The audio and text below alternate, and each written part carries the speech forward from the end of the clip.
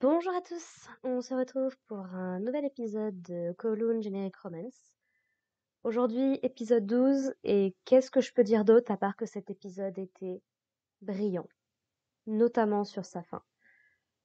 Ce que cet épisode développe fait partie des thèmes qui, moi, me sont particulièrement chers, que j'aime développer dans mes propres histoires. Et voir ça abordé dans l'œuvre de quelqu'un d'autre, bien évidemment que ça va être ma came. C'est également un épisode qui agit comme une espèce de conclusion pour certains points de l'histoire, notamment pour le personnage de Miyuki, qui arrive finalement à sa décision finale, globalement. Et je serais très curieuse de voir comment ça peut évoluer par la suite. Pour revenir un petit peu plus au début de l'épisode.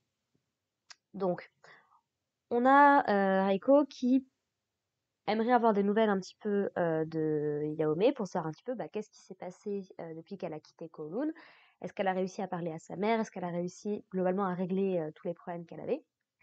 Sauf qu'elle n'ose pas vraiment l'appeler.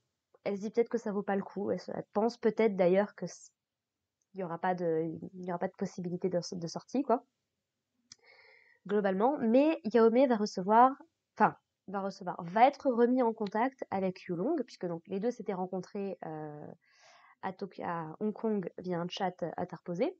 Mais Yulong avait connaissance de qui était Yaomé, et c'est pour ça qu'il a un petit peu essayé d'avoir des informations, puisque lui, contrairement à Miyuki, ne voyait pas Kowloon jusqu'à l'épisode dernier, puisque il n'avait pas de regrets nécessairement dans sa vie, alors que la vie de Miyuki est pleine de regrets.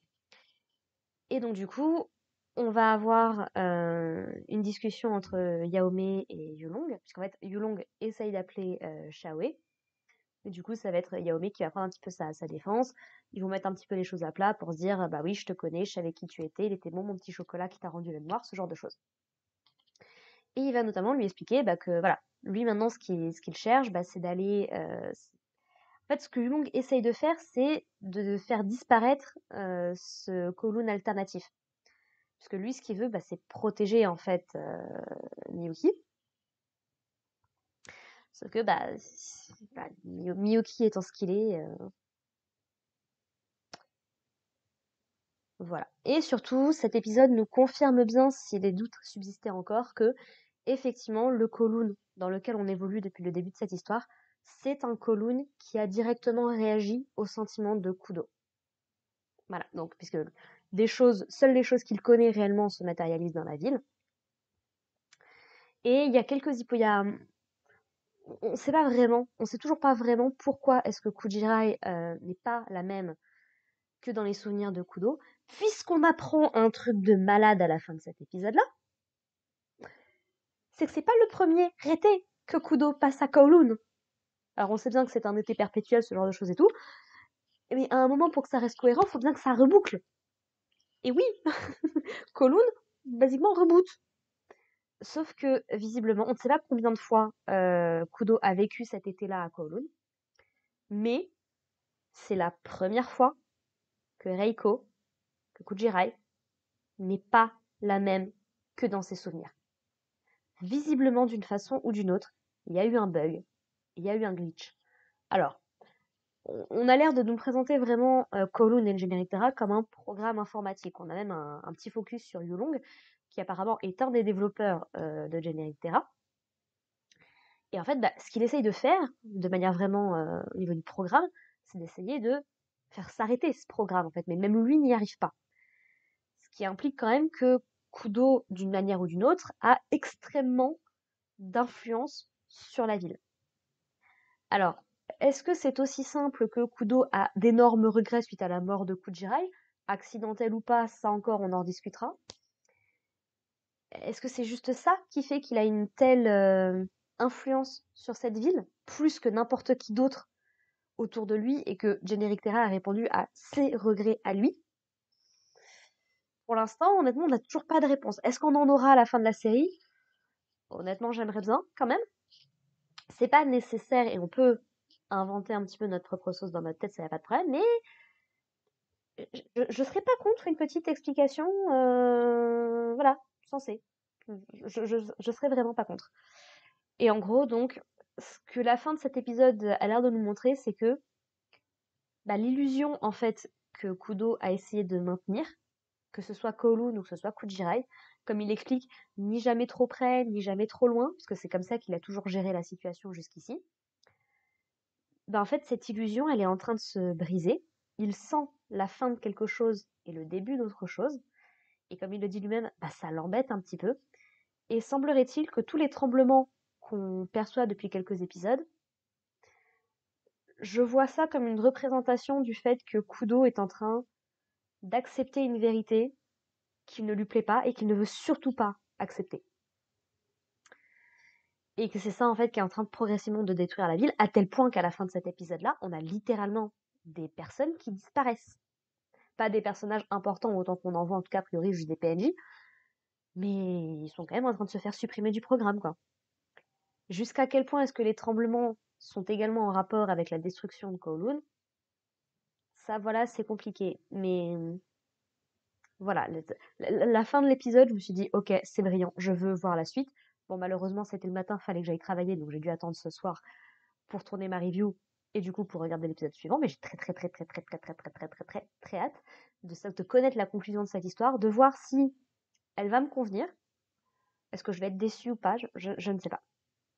Mais on évoque également donc d'autres petits détails. Donc sur le fait que la société Ebinuma a voulu cacher la création d'un médicament qu'ils ont fait il y a quelques années en arrière, visiblement qui n'était que juste qu'un médicament contre le rhume. J'ai 2-3 doutes là-dessus, mais pourquoi pas, ça pourrait être partie d'un truc aussi con que ça. Et que globalement, quand on prend trop de ces cachets, cela nous provoque des hallucinations. Visiblement, de ce qu'on peut déduire, ce sont les médicaments qu'a pris Reiko Kujirai, c'est la celle d'origine, et on mentionne une overdose. Donc, encore une fois, est-ce que c'était une tentative de suicide, concrètement, ou est-ce que c'était malheureusement, comme Yulong le mentionne lui, juste un malheureux accident, en fait, puisqu'il explique que des personnes qui voulaient juste planer un petit peu ont fini par mourir en prenant trop de ce médicament, en fait. Donc, voilà, le doute plane encore. Est-ce qu'on aura sur ça aussi une conclusion définitive? On verra. Je serais très curieuse en tout cas de lire le manga suite à la fin de cette série pour voir si le manga ne nous apporte pas peut-être plus d'éléments sur lesquels on pourrait se reposer, quoi. Voilà. Donc Yulong, il est assez menaçant face à Kujirai, mais Reiko, elle, comment dire, elle reste ferme dans ses décisions. C'est-à-dire qu'elle a vraiment beaucoup évolué par rapport à la Kujirai qu'on avait rencontrée dans l'épisode 1, qui était pas très sûre d'elle, qui était assez timide, qui était, voilà. Là, non, voilà. Elle sait ce qu'elle veut, elle sait ce qu'elle veut faire. Elle veut essayer de sauver Kudo, mais également de devenir la meilleure version d'elle-même. Et jusqu'à quel point est-ce que les deux sont en contradiction? C'est encore difficile à dire. C'est même quelque chose que Long précise. Il précise, toi t'es peut-être forte, mais est-ce que t'es sûre que tout le monde l'est à ce point? Est-ce que tu crois vraiment que Kudo, lui, sera capable de t'accepter tel que tu es, en fait, pour la personne que tu es devenue? Ça, voilà, c'est pas encore très très clair là-dessus. Mais ouais, visiblement, Kudo, il vit pas sa meilleure vie là, à l'heure actuelle. Est-ce qu'il va tuer Kujirai à la fin de la série? Ou essayer, en tout cas, pour essayer de maintenir cette illusion? Peut-être, why not? Il a bien mentionné à un moment qu'il se sentait coupable, au moins, de sa mort. Donc pourquoi pas? Est-ce que la fin de cette série va être plutôt joyeuse? Peut-être que, de par la nature aussi étrange et aussi unique de Reiko, est-ce qu'elle va réussir à exister en dehors de ce Kowloon? Puisque c'est toute la grande question de la série, c'est est-ce qu'elle serait capable de quitter Kowloon et d'exister en dehors? Ça, c'est pas sûr. Est-ce que la série va avoir une fin très douce amère, très tragique, avec nos deux personnages qui décident de rester vivre dans ce Kowloon imaginaire? Franchement, encore une fois, il nous reste a priori un épisode et toutes les portes sont ouvertes. Voilà. Et pour terminer là-dessus, on a un personnage qui, fort heureusement, et j'en suis très heureux pour lui, arrive à une forme de conclusion de son histoire, de son personnage. Bon, je suis peut-être un petit peu déçue, puisque Miyuki et Binuma nous avaient été présentés vraiment comme un antagoniste, comme un personnage vraiment flippant au tout début de la série.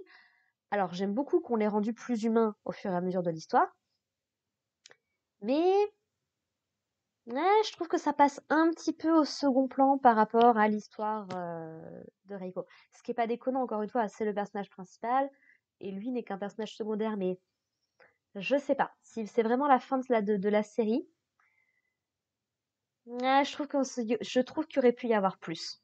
Voilà. Je serais pas totalement satisfaite de la situation. Je continue à avoir dans un coin de ma tête la possibilité qu'ils finissent par avoir un enfant avec Gwen. Honnêtement, vu que la série le mentionne, voilà, j'ai envie de dire, pourquoi pas, puisqu'on ne sait pas jusqu'à quel point sa partie. Parce qu'on sait donc qu'il est a priori au moins intersexe, semblerait-il, qu'il ait des parties féminines et des parties masculines. On ne sait pas jusqu'à quel point. Ah, moi, de ce que j'en ai déduit, c'est que vu que d'apparence, il ressemble à un homme, pour que Gwen ait été surpris qu'il ait des parties féminines, pour ce qu'on a vu de son corps, c'est que ça doit plutôt se passer en bas. Donc, jusqu'à quel point possède-t-il un appareil reproducteur féminin? Là, encore une fois, je ne sais pas si la série nous donnera vraiment des précisions là-dessus, mais ouais, franchement, puisque du coup, en fait, ce qui se passe avec Miyuki dans cet épisode-là, c'est que bah, il va se rendre compte que sa vengeance, en fait, n'a plus le moindre sens, puisque son paternel adoptif, Monsieur Ebinuma, ben, en fait, est en train de perdre la boule. Ce qu'on avait déjà plus ou moins vu par le passé, mais on était, on pouvait pas dire si c'était juste de la démence, si c'était juste que le gars, il s'essaye de se persuader qu'il n'a aucune, comment dire, qu'il ne considère pas Miyuki vraiment comme quelqu'un et tout. Mais voilà, visiblement, il est en train de perdre la boule et en fait, bah, sa vengeance, en fait, n'a plus du tout le moindre intérêt. Et il est juste laissé avec ses regrets, avec sa déception, avec bah, une forme de désespoir assez forte quand même. Et fort heureusement, c'est là que Gwen réapparaît de nouveau dans sa vie. Et cette fois, arrive à trouver les mots pour le toucher, qui lui dit, bah, je resterai avec toi, où tu iras, j'irai avec toi, et puis bah, je te sortirai de tout ça, quoi, globalement. Et Miyuki, du coup, finit par accepter sa main tendue, et honnêtement, franchement, je leur souhaite le meilleur à ces deux-là. Donc, on a d'un côté Yaomé et Shaoe qui ont terminé leur arc. On a Gwen et Miyuki qui ont conclu leur arc. Bon, Yulong, il n'y a pas vraiment grand-chose de plus à développer sur le personnage, je pense. Ce qui ne laisse plus que bah, l'histoire centrale, comme on l'a commencé, c'est-à-dire entre Reiko et Kudo. Quelles décisions vont-ils prendre? Qu'est-ce que ça va amener? Pourquoi, comment? J'aimerais beaucoup croire en une fin heureuse, je reste une romantique dans l'âme, mais si ça peut partir en tragédie ou en drame, let's go, je prends aussi. Voilà, voilà. Sur ce, bah écoutez, j'ai pas grand-chose de plus à dire sur cet épisode-là, à part que comme vous l'avez compris, j'ai hâte de connaître la fin. Donc je vais vous laisser là, puis bah, on se retrouve la semaine prochaine pour parler de l'épisode 13, qui je crois est le dernier de la série. Allez, portez-vous bien les gens. Bye.